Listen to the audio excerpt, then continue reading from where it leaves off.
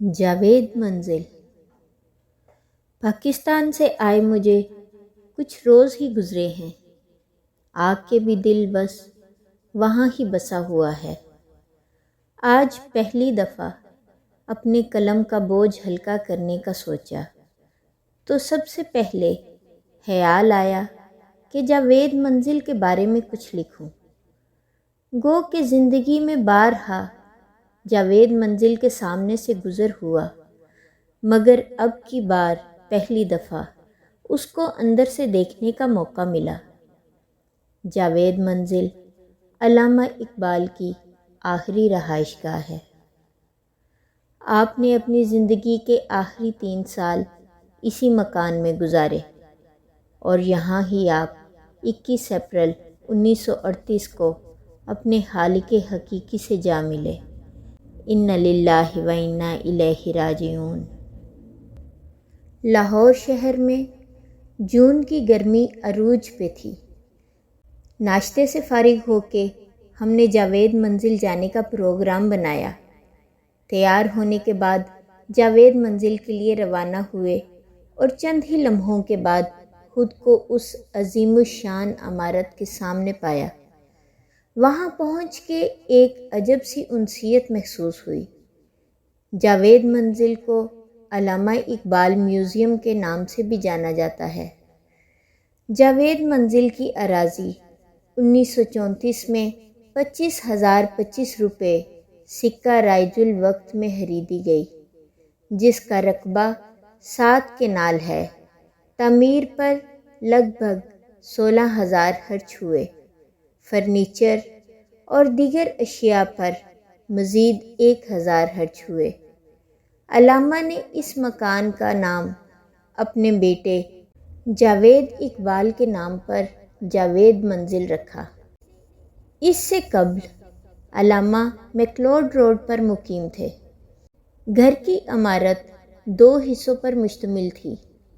4 کمروں پر مشتمل وہ حصہ جس میں علامہ مقیم تھے، 21 مئی 1935 میں اس کے کرائے نامے کا اجرا ہوا اور علامہ اپنے زیر استعمال عمارت کا کرایہ 50 روپے ماہوار اپنے بیٹے کو ادا کرتے رہے۔ آپ کی وفات کے بعد یہ مکان آپ کے خاندان کے زیر استعمال رہا اور 1977 میں حکومت پاکستان نے اسے خرید کر یہاں علامہ اقبال میوزیم قائم کر دیا۔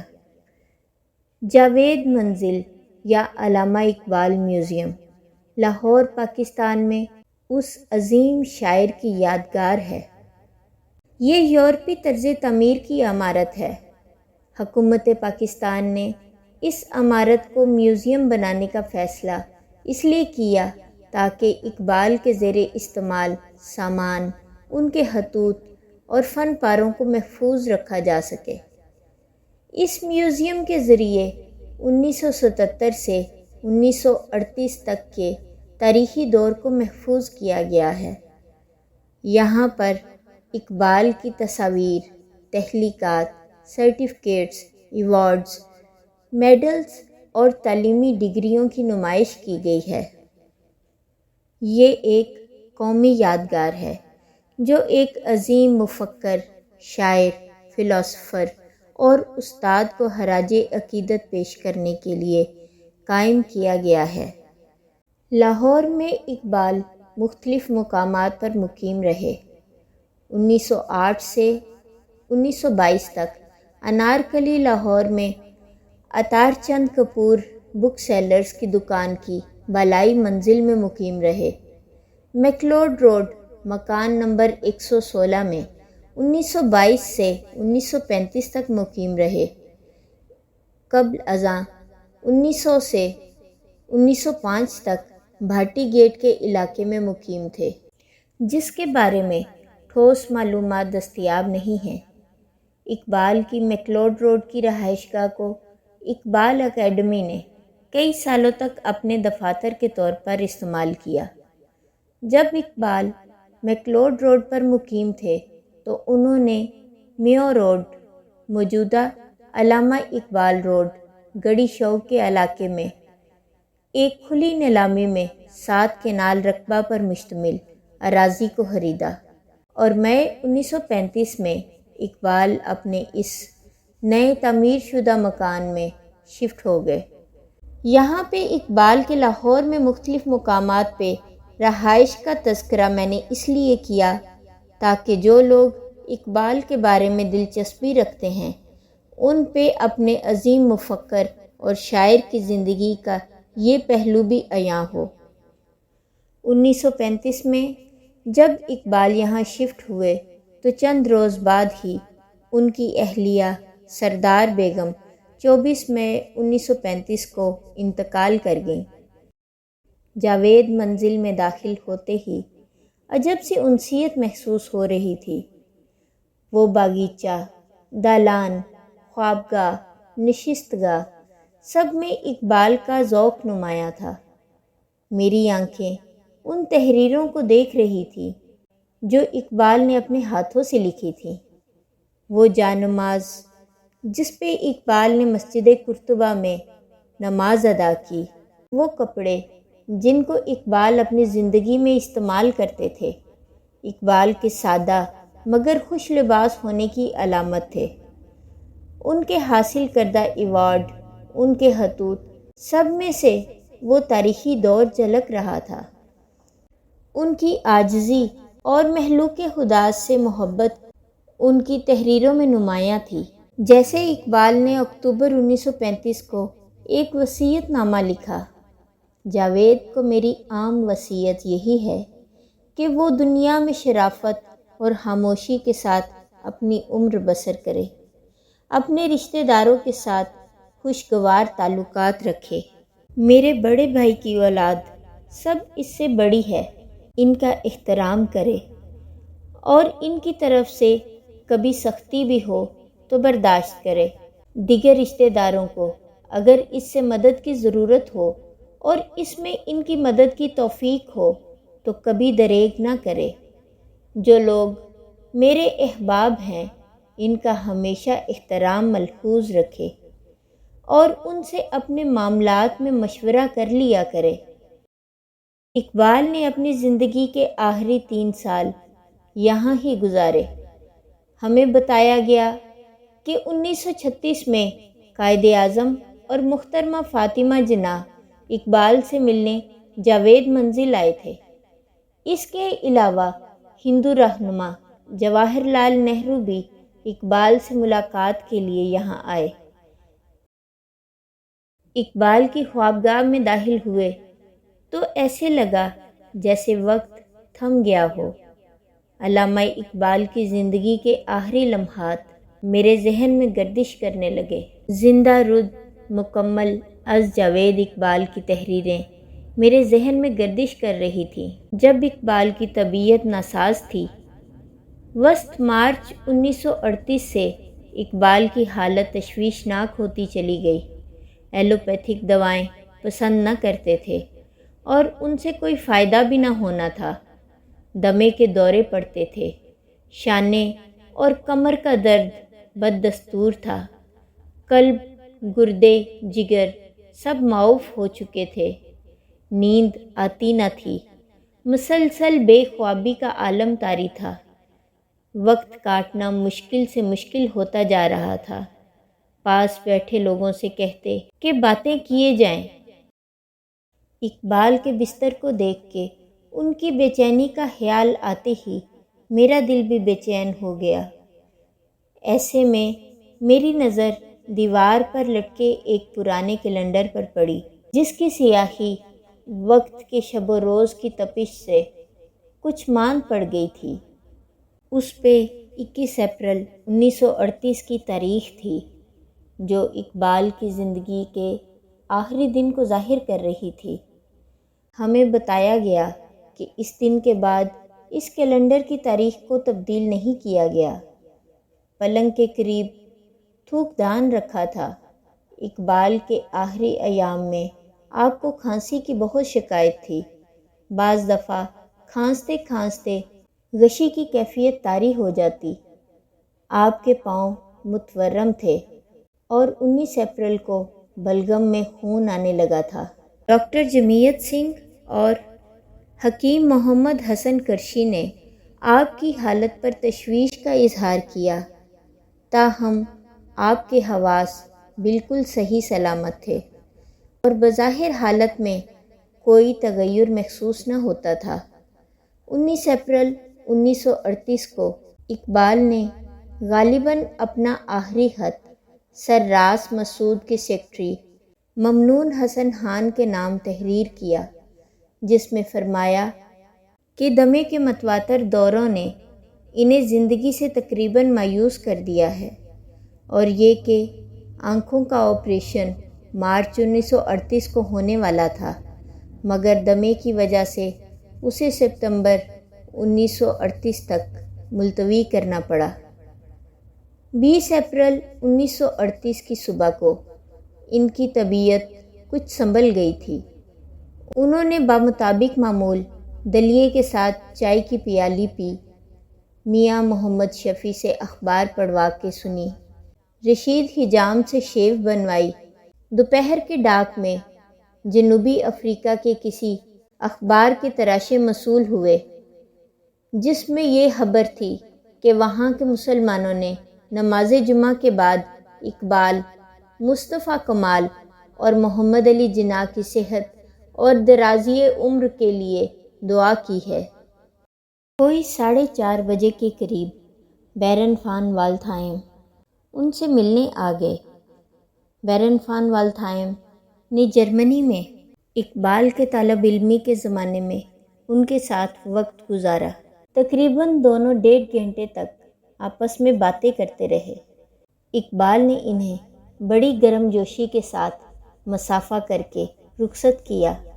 شام کی فضا میں موسم بہار کے سبب پھولوں کی مہک تھی، اس لیے پلنگ خوابگاہ سے اٹھا کر دالان میں بچھوایا۔ گھنٹہ بھر وہیں لیٹے رہے، اور پھر جب خنکی بڑھ گئی تو گول کمرے میں لانے کا حکم دیا۔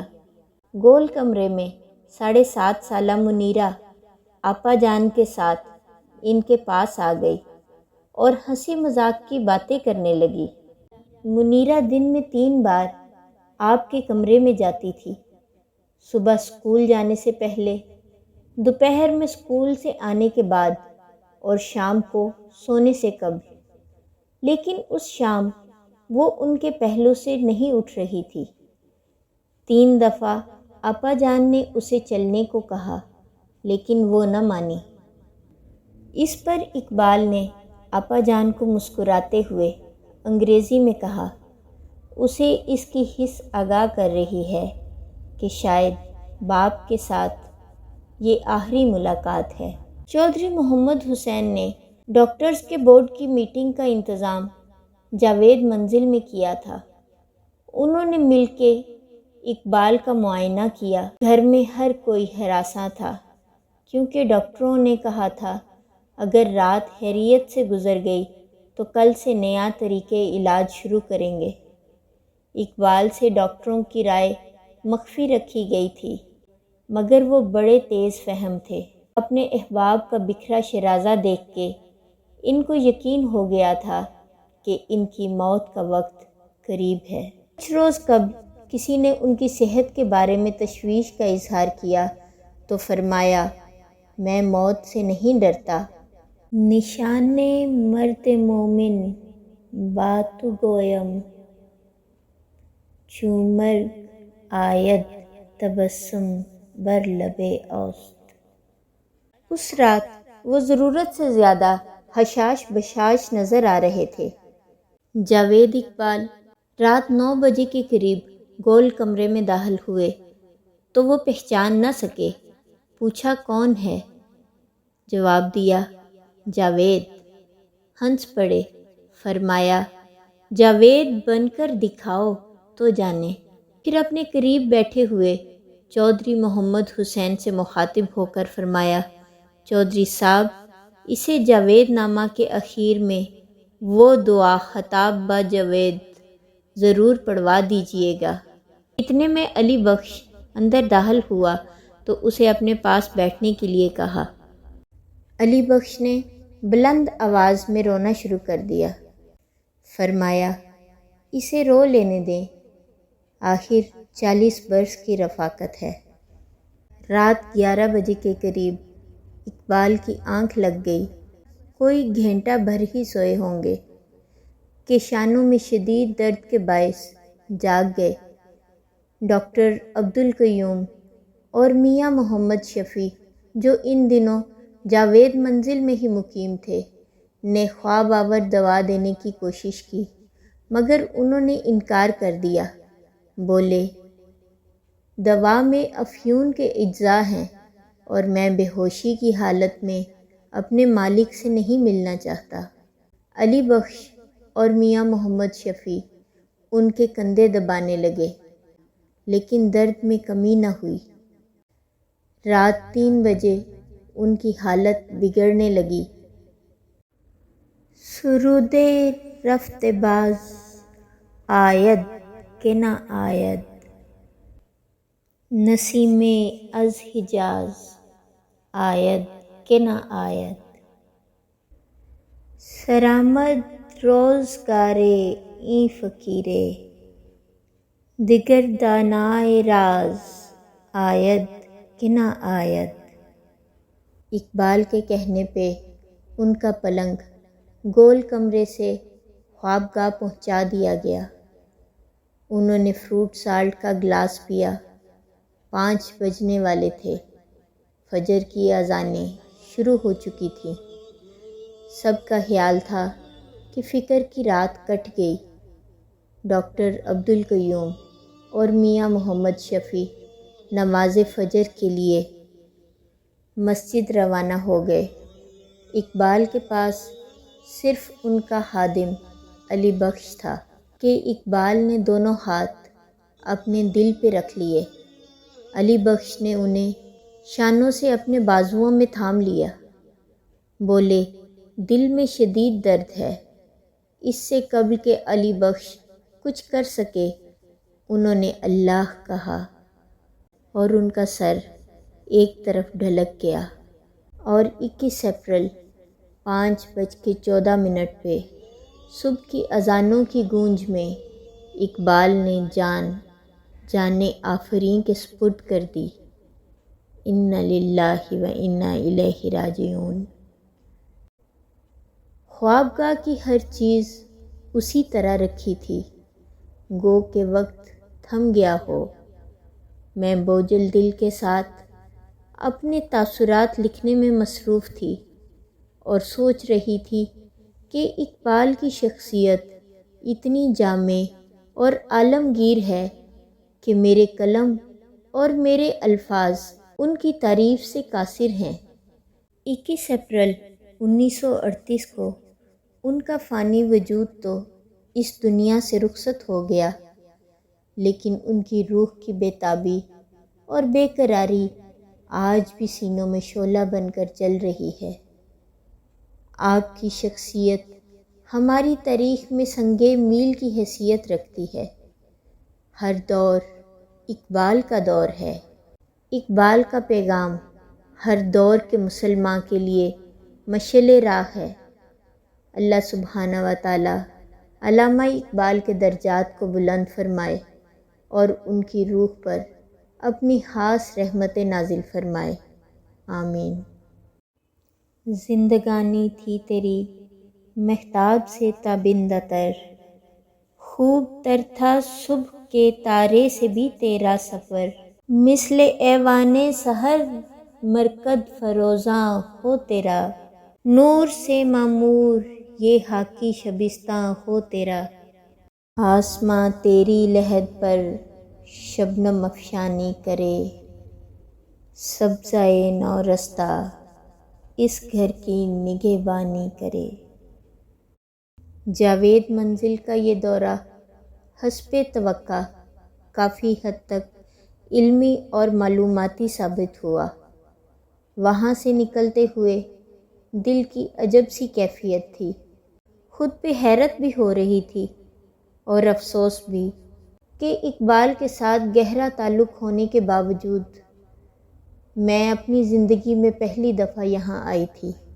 یہ جگہ ہماری تاریخ میں ایک روشن چراغ کے جیسی دمک رہی ہے، لیکن افسوس کہ پاکستانی یہاں اپنے عظیم شاعر اور مفکر کے آثار کی جھلک دیکھنے بہت کم آتے ہیں۔ اس جگہ کی انٹری فری ہے، لیکن پھر بھی لوگ 9 نومبر یا 21 اپریل کو بھی نہیں آتے۔